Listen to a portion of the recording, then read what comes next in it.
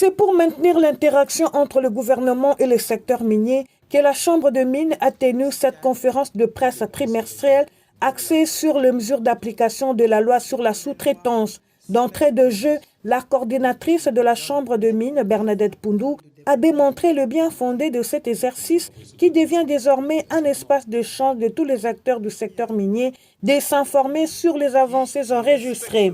Le président de la Chambre de mines RDC, Louis Watoum, qui reconnaît les efforts consentis par le gouvernement, fait également appel à la diversification de l'économie pour gagner le pari. Le secteur minier est parfois mal compris, simplement parce que les attentes de toutes les parties prenantes sont souvent très élevées, au point d'être parfois irréalistes. C'est vrai, le secteur minier donne ce qu'il peut donner encore plus, mais je crois qu'on doit déjà apprécier ce qui est fait.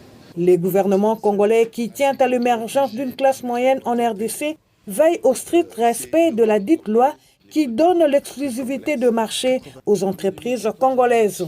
Conscient de plusieurs irrégularités dont souffre la loi sur la sous-traitance dans son exécution, l'ARESP s'engage à jouer pleinement son rôle.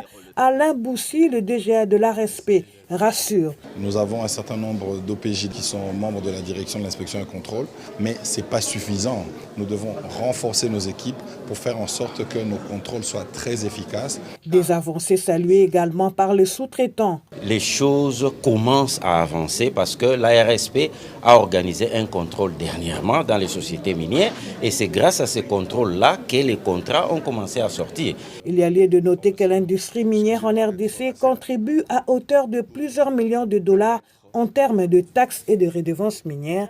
Devant ce tableau, la FEC, à travers la Chambre de mines, s'engage à jouer un rôle de premier rang, a martelé Louis Watoum.